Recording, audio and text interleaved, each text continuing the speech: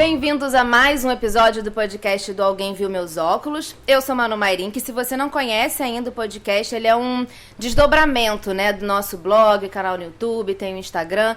E o podcast é uma possibilidade da gente fazer as entrevistas com as pessoas que são muito legais e que tem coisas muito bacanas para dizer que a gente não conseguia fazer antes. Então é da gente conversar de maneira mais aprofundada sobre temas que a gente acha muito bacana.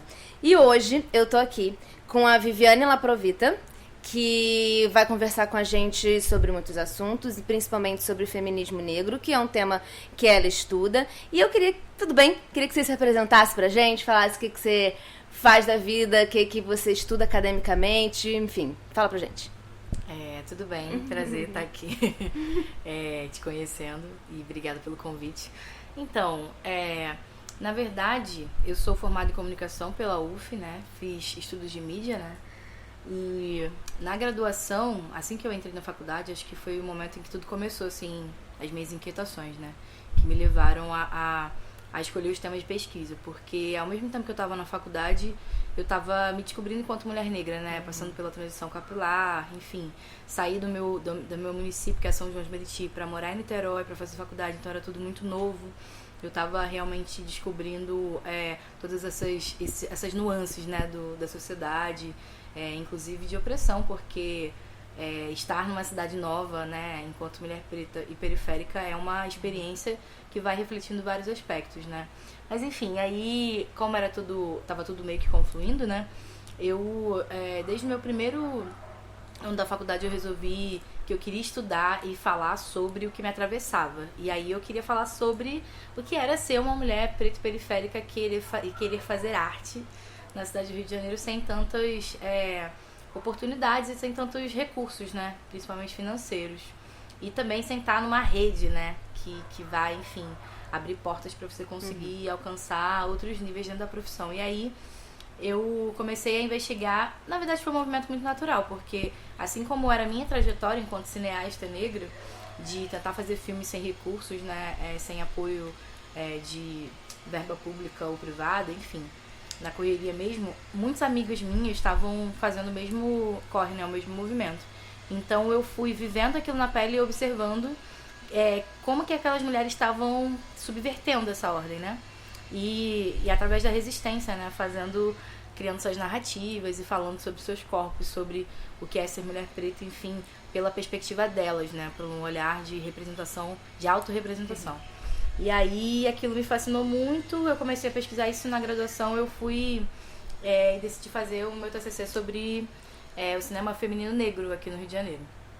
E aí eu falei de 2 filmes, que é o Cabela e o Elecô. O Cabela é de uma diretora chamada Yasmin Tainá, que é de Nova Iguaçu, e o Elecô do coletivo Mulheres de Pedra, que é um coletivo misto de mulheres de vários territórios, mas que ele é localizado em Guaratiba. E aí, enfim, falei desses trabalhos e me formei e depois quis dar continuidade a isso. E aí eu conheci o PP Cult, que é uma linha de mestrado em Cultura e Territorialidade lá na UF. E como era muito parecido com a minha formação em mídia, eu embarquei nessa, mas pensei, quero continuar estudando esse universo, só que ampliando para além do cinema negro. E aí eu fui pesquisar no mestrado a questão das mulheres negras circulando na cidade com projetos artísticos, políticos que empoderavam outras mulheres negras. E eu falei de uma série de projetos e também nessa vibe de estar meio inserida nisso, né? Sendo uma delas, mas dando uma observação participante ali, mas acompanhando isso, né? Muito de dentro. E foi uma experiência incrível essa do mestrado, assim, porque eu pude desenvolver melhor essa pesquisa, né? Me aprofundar melhor, mas também acho que foi um grande aprendizado, um grande autoconhecimento pra mim, né? Porque é isso, não tem como, tava falando de mim também. E aí, concluí agora em março essa pesquisa e foi muito legal. Tive a oportunidade de ter, dentro do PP Cult também, acho que é importante falar disso, né? Eu venho de um histórico de militância feminina negra, mas também artística, né? Política, e dentro da academia não foi diferente. Quando eu tava na graduação em estudos de mídias, eu fui do DA, então eu estava ali envolvida com o movimento estudantil, mas também no mestrado eu entrei e percebi que eu não tinha um professor negro, que eu tinha poucos colegas negros, e eu falei, cara, isso é uma coisa que de alguma forma eu posso tentar mudar aqui dentro. E aí, junto com uma colega do mestrado, a Paola, a gente resolveu começar a estudar possibilidades de conversar com a coordenação, que na época era da UNAN, para poder implementar um edital de ações afirmativas, que não tinha, né? Ainda no PPCult. E, ao mesmo ponto, outros linhas de mestrado de pós, né, estavam desenvolvendo esses editais. E a gente criou um GT de Raça e Gênero, que se propõe a ser um encontro, a princípio para trocar teorias, né, autores e tal, referências negras e femininas também, mas não só isso, a gente também, a partir dos encontros do GT, que eram abertos para graduação, pós, etc., a gente começou a estudar outros editais de ações afirmativas para implementar lá no PPCult. E aí foi uma experiência muito interessante, porque a gente conseguiu coletivamente construir, né, e com um diálogo muito grande com a coordenação. E nesse ano passado, que foi 2018, né, foi o primeiro ano que esse edital entrou, e a gente conseguiu conquistas interessantes, assim, né, que tivessem uma bolsa que fosse pleiteada só para quem fosse de ações afirmativas. Enfim, conquistas que parecem mínimas, mas que fazem muita diferença, porque quando eu entrei, por exemplo, eu não consegui bolsa. Então, assim, é muito difícil, né, você se manter na faculdade sem grana, sem um auxílio, ao ponto que na graduação eu até consegui uma bolsa ali de extensão, enfim, iniciação, coisas que eu podia fazer. No mestrado estava muito difícil. E trabalhar e estudar não é nada fácil, né? Então, ainda mais para corpos negros e periféricos, que estão aí atravessando cidade para conseguir estudar.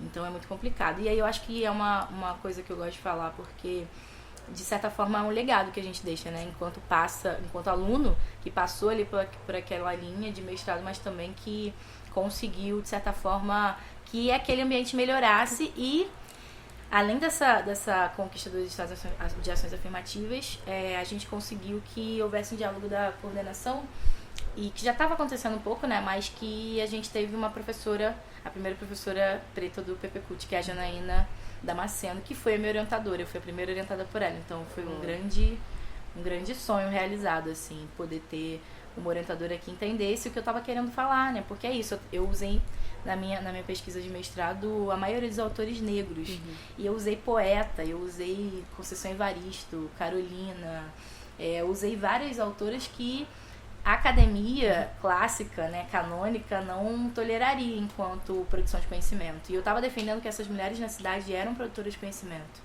Tão produtoras de conhecimento e tão possíveis quanto outros autores. Então, ter a Janaína comigo foi um grande presente, assim. E acho que foi isso.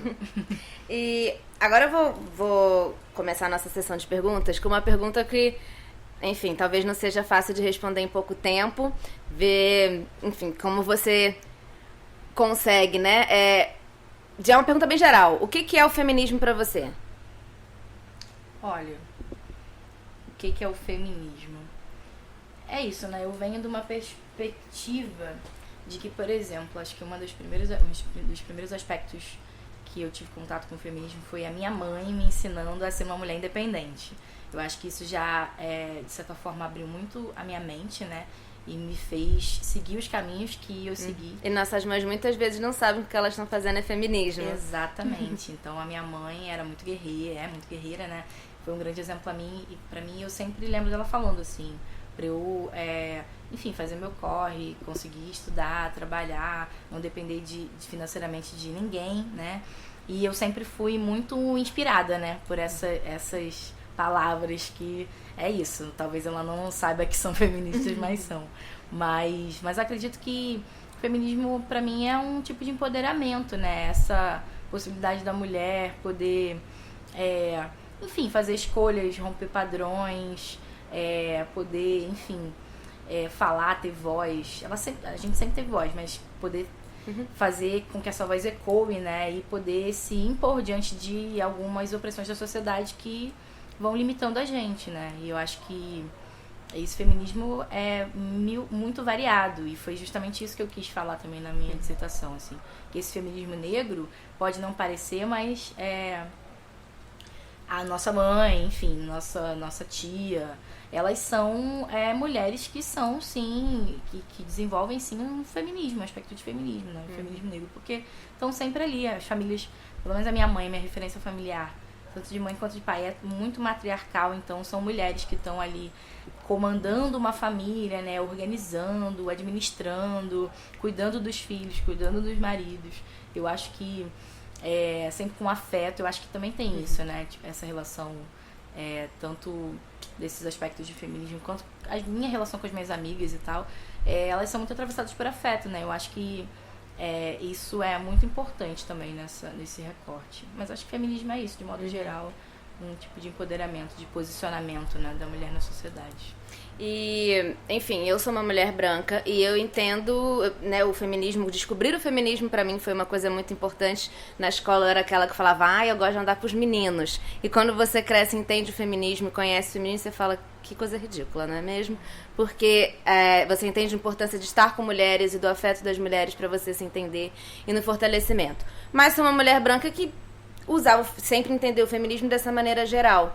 E depois de começar a ouvir muitas mulheres negras, você vai entendendo os problemas que trataram o feminismo de uma maneira que tentando englobar todo mundo no mesmo conceito, isso é problemático, né? Então eu queria que você explicasse pra gente um pouquinho do que é a ideia da interseccionalidade e por que é importante que dentro do feminismo você entenda as particularidades de cada grupo. Exatamente, né? Porque eu concordo com você que eu acho que também é um dos preceitos do feminismo negro, né? É também questionar que não dá pra botar todo mundo na mesma pauta, né? A luta e as opressões vividas por um corpo de uma mulher branca e de uma mulher negra são diferentes. Então, acho que essa interseccionalidade é porque o meu corpo é atravessado pelo machismo, mas também é pelo racismo, né? Então, e para além disso, vindo de São João de Meriti também é pela diferença de classe e territorialidade. Então, eu acho que essa interseccionalidade está ligada a isso. E não é que a gente tem que ficar disputando graus de dificuldade de opressão, eu sofro mais opressão que você. Não, acho que é sensibilidade para entender. Assim como dentro do próprio movimento negro existem nuances diferentes. Eu sou negra de pele clara, tenho um tratamento diferente da sociedade da minha prima, que é retinta, entendeu? De pele escura. Então, infelizmente, a gente tem questões que eu acho que não e aí também, enfim, falando dessa coisa da cor da pele, né? Não é falando de colorismo, é mais observando que a gente precisa ter sensibilidade de reconhecer até onde vai o nosso privilégio e quais são as nuances desse privilégio, né? E é muito importante que isso seja separado, né? Porque senão as pautas das mulheres negras nunca vão ser contempladas dentro do feminismo branco, né? E aí, enfim, também não acho que tem que ser tudo uma coisa só, né? Mas acho que são lutas ali que estão caminhando lado a lado. Eu acho que o feminismo pode muito bem apoiar, né? As mulheres brancas vão apoiar essa luta das mulheres negras e não necessariamente excluir, né? Falar, eu não pertenço a isso, eu não tenho nada a ver com isso. Enfim. Acho que é isso. Acho que também uma sensibilidade realmente, né? Eu acho que isso vale pra qualquer coisa, é uma coisa que falta muito, principalmente hoje em dia, que é a sensibilidade de se colocar no lugar do outro, né? De entender. E isso vale se você tá dentro de um grupo só de mulheres brancas, só de mulheres negras e brancas, homens. É você entender que você teve a sua vida e dentro de uma criação e dentro de um monte de privilégio, um monte de opressão, e outras pessoas tiveram outras realidades, né? É um pouco de sensibilidade mesmo, né? Pro outro, né? Exatamente. No seu artigo, que eu li seu artigo, Eu Sou Mulher do Poder, Mulheres Negras em Movimento, Resistência e Reação na Cidade do Rio de Janeiro, você fala da importância da descolonização do pensamento. Eu queria que você explicasse um pouquinho pra gente o que é isso e como que isso pode ser feito. Então, como eu até já tinha falado um pouco antes, né, esse descolonizar o pensamento, eu acho que é partir de outros pontos de vista, né?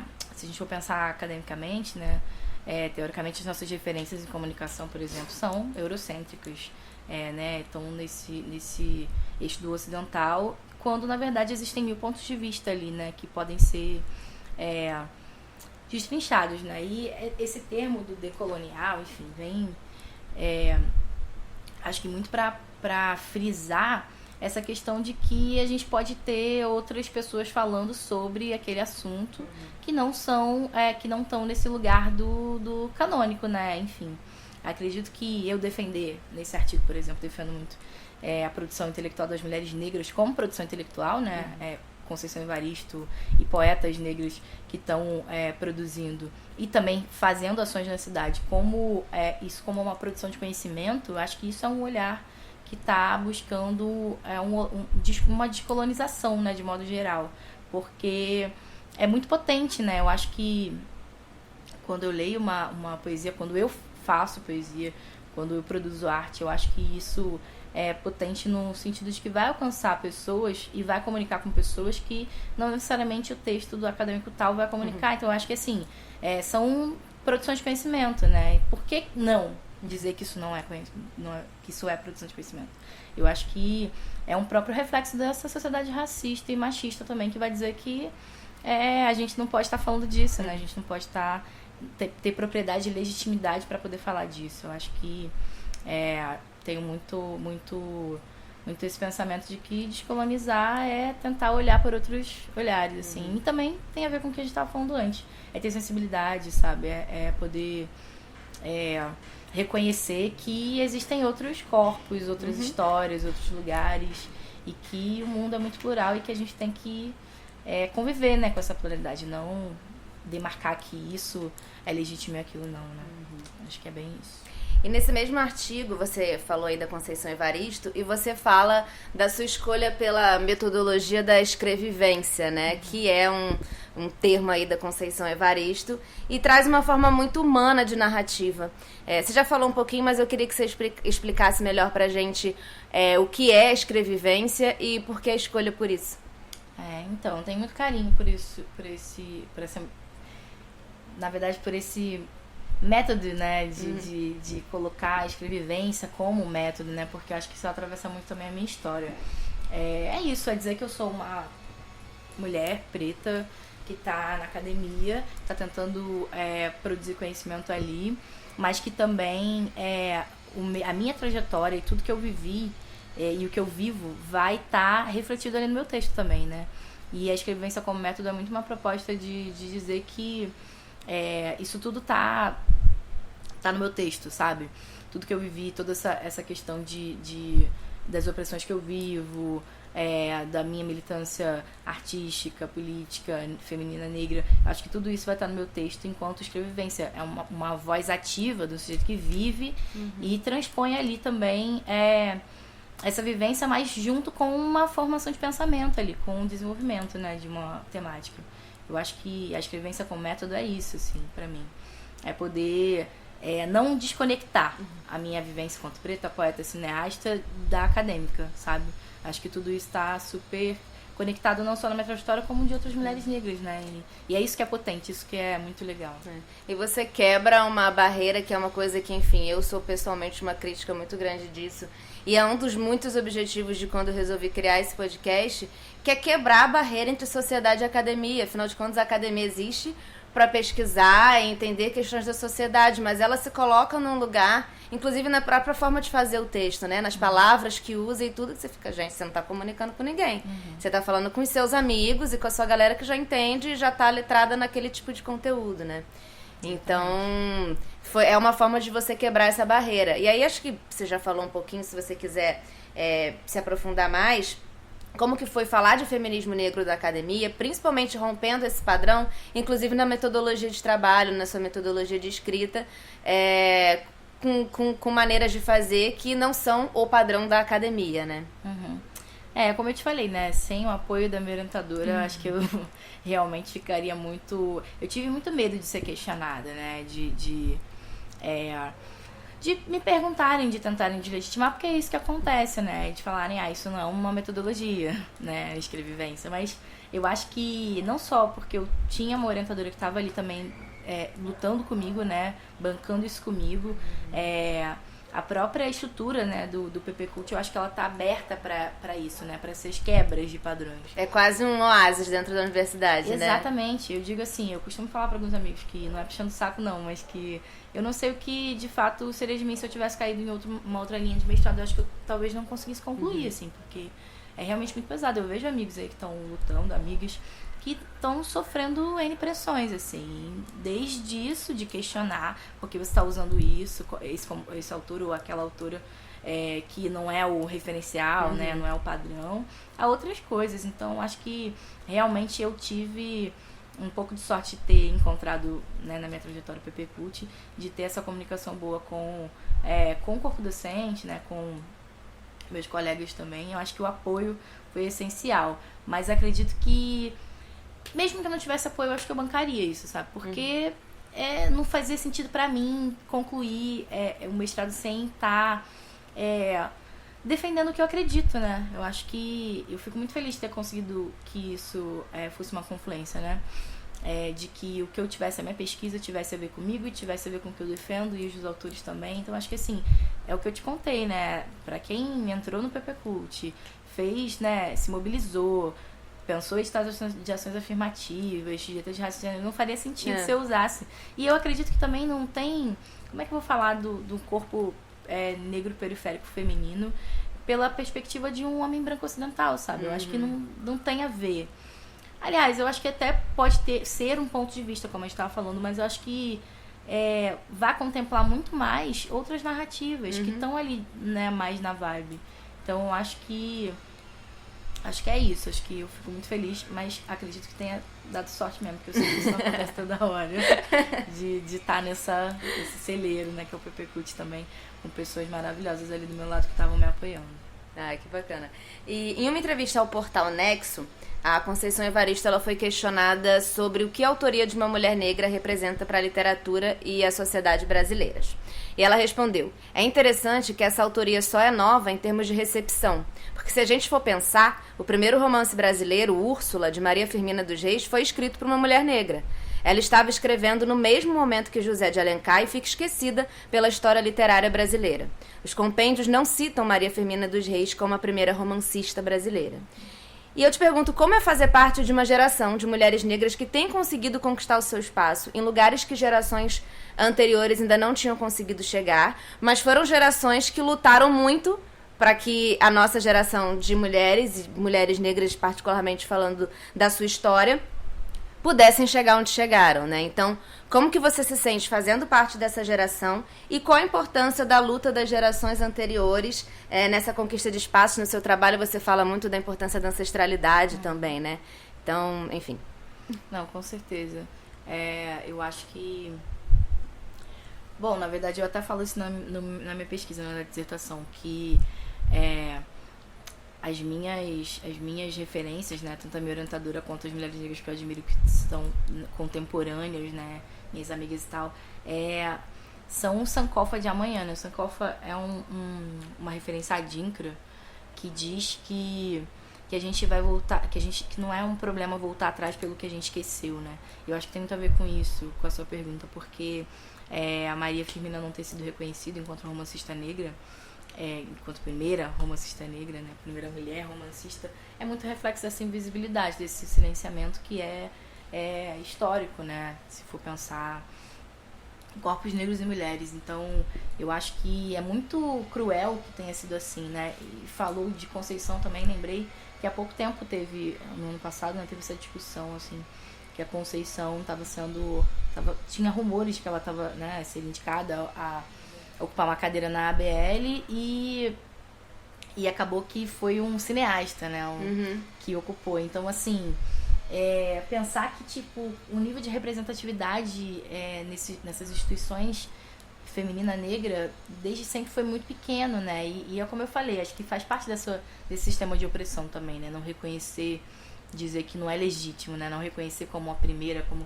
E a gente tem, não só como o exemplo da Maria Firmina, outros 1000 exemplos, né, de cineastas negras, artistas visuais.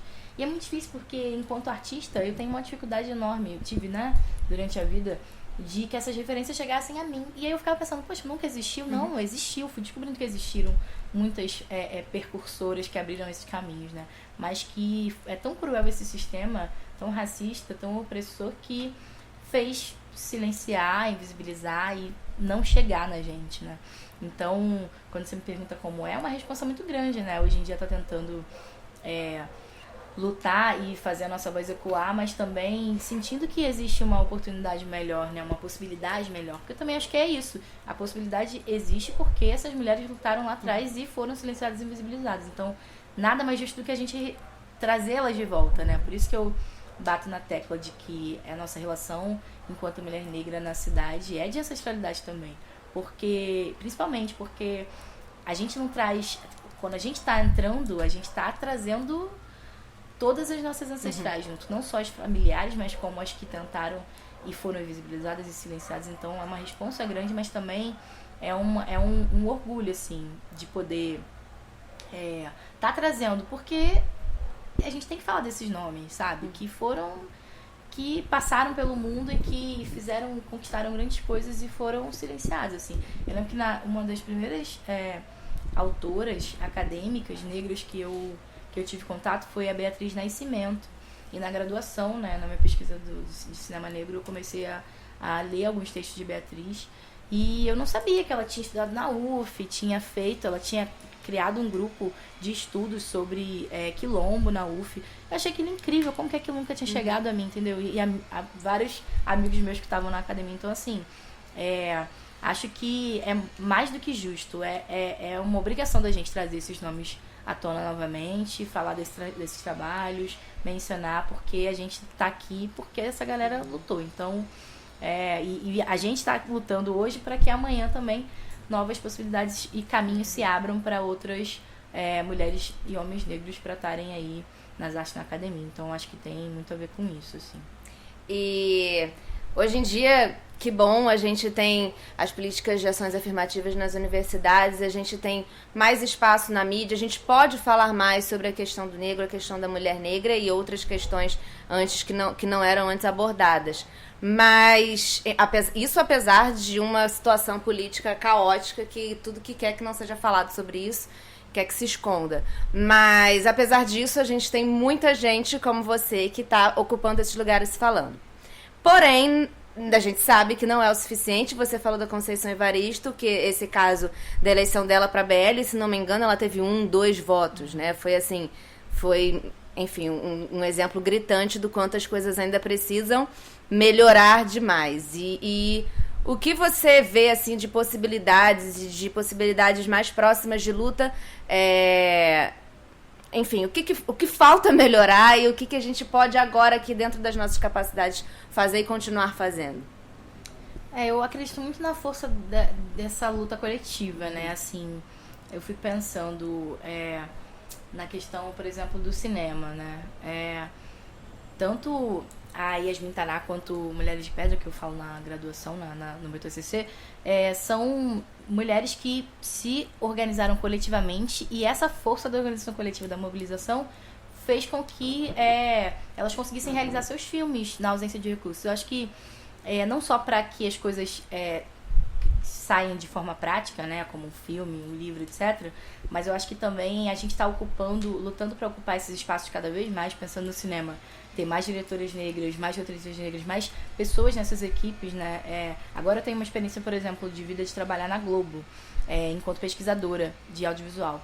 E eu, por exemplo, hoje em dia trabalho numa equipe que eu tenho um diretor que é negro, 2 roteiristas que são negras, mais um outro diretor, assistente de direção. Então, assim, eu olho pro lado, e mesmo numa empresa grande que é capitalista, né, enfim, que tem todo esse contexto, eu olho pro lado e eu não me sinto tão só quanto eu me sentiria, sei lá, se fosse há anos atrás, assim. E dentro desse grupo, desculpa te interromper, dentro desse grupo, vocês conseguem ir plantando a sementinha do que vocês querem transmitir, das histórias de vocês, imagino eu, dentro de uma empresa que atinge o país inteiro, né? Exatamente, eu acho que é um exemplo de que as coisas estão mudando, eu acho que nas camadas ali, né? Não tá na superfície ainda, infelizmente, mas nas camadas eu sinto que existe um movimento de mudança. Eu acho que isso está muito também pautado no coletivo, porque, por exemplo, estando lá, eu indico pessoas que eu sei que podem trabalhar, não só lá, mas no rolê de cinema, né? Enquanto freelancer, trabalhei durante muitos anos como freelancer de edição de vídeo em audiovisual. Eu sempre estava me mobilizando e conversando, em contato, indicando para trabalhos, pessoas que estavam ali no mesmo corre, pessoas negras que estavam tentando aprender cinema. Que eu acho que esse movimento de puxar, né, o outro é um movimento que ajuda, né? Eu acho que vai aos poucos ali mudando, mas obviamente é muita coisa para mudar, né? Uma existência de mundo inteira para se transformar. Eu acho que realmente tem bastante coisa para mudar, mas acredito muito na força do coletivo. E nessa questão da gente estar sempre se conectando, né? Se articulando, se comunicando. Acho que isso é potente, porque sozinho realmente, assim, muito complicado. E é isso, a sociedade, a opressão que a gente vive enquanto preto, periférico, etc. Mulher sempre foi muito intensa, muito forte, né? E vai massacrando a gente. Se a gente estiver sozinho, quando a gente tá ali tentando se ajudar, né, tentando se apoiar, acho que a coisa vai fluindo melhor. Eu vejo que é um dispositivo, um método, né, uma metodologia que tem funcionado muito com colegas, assim. Hoje em dia eu vejo e fico muito feliz de ver vários coletivos negros de arte, de artes visuais, de cinema, de literatura, o movimento do slam, que também é um movimento que tem essa coisa do coletivo, de ocupar o espaço público. Eu acho que a gente vai tentando subverter nas brechas. E nessas brechas, parece que é um movimento pequeno, mas não. Acho que nessas brechas a gente vai conseguindo se injetar nesses sistemas e tentando mudar isso. Mal ou bem, ali, no dia a dia do meu trabalho, eu consigo dar uma ideia ou outra ali, ou vejo que meus colegas estão tentando botar narrativas e olhares próprios. A gente, se vê alguma questão ou alguma matéria, alguma coisa que tem um cunho, uma leitura que pode ser racista ou machista, a gente vai falar. E a gente vai tendo pessoas ali naquela equipe que estão atentas para esse olhar de crítica, eu acho que vai mudando, né? Que é isso, e isso para tudo, né? Para o mundo do trabalho, ter mulheres nas equipes é uma possibilidade das mulheres poderem falar, ó, isso aqui é machista, isso aqui não me contempla, isso aqui tá errado, vamos trocar, né? E acho que esse movimento é grande, a mesma coisa da academia que a gente tá falando dos autores. Enquanto a gente tiver essas referências teóricas também que são ocidentais, heteronormativas, masculinas, que movimento de mudança vai ter, entendeu? Acho que, não que a sociedade esteja se permitindo mais, mas acho que até com o advento das redes sociais, né, da internet, a gente está se conectando e falando mais também sobre essas inquietações. Acho que isso tudo ajuda. Mas é um movimento que não vejo que tem fim, não. Tá só começando e realmente é eterno, assim, de mudança. Nessa entrevista do Nexo que eu citei antes, a Conceição Evaristo fala, inclusive, de como, da importância, como a gente estava falando, das lutas coletivas de grupos de antepassados que se as coisas hoje são como são, a importância desse, embora pareça ter vindo de alguém muito bonzinho de cima, não, né? Isso desde, sei lá, a abolição da escravidão, que não foi a princesa Isabel, isso não tinha mais o que ela fazer, ela só tinha que assinar aquilo ali porque a coisa já estava feita, né? Embora o que ficou pra história é que a princesa Isabel foi linda, maravilhosa, que assinou lá. Então a coisa já estava feita, a luta coletiva já tinha ido, a conquista foi coletiva, né? Então eu acho muito bacana isso da gente sempre pensar no que os nossos antepassados fizeram, independente, né, pensando nesses lugares em que a gente está inserido, e entender a nossa importância. Às vezes, quando a gente para pra pensar que o que a gente está fazendo é muito importante para as gerações futuras, tu fica, caraca, é pesado, assim, né? Porque é uma responsabilidade muito grande. Mas, ao mesmo tempo, a gente sabe que a gente está plantando uma sementinha para uma outra revolução, uma outra coisa que vai estar acontecendo. E como você falou também dessa coisa do coletivo, pra gente finalizar aqui hoje, eu acho que é isso que assusta, né? Quem tá no poder, é você entender que você é você tá no poder, mas você é um. E aí lá embaixo, lá embaixo, né? Que a gente tá aqui embaixo, dentro dessa estrutura de poder. E tem uma galera toda junta, né? Que tá somando, que tá junto e que entende que sozinho não vai chegar em lugar nenhum, mas que se estiver junto, com certeza, o negócio vai ficar confuso pra quem não tá querendo, né? Com certeza. Então, eu queria te agradecer muito por você ter topado, né, dar essa entrevista aqui pra gente.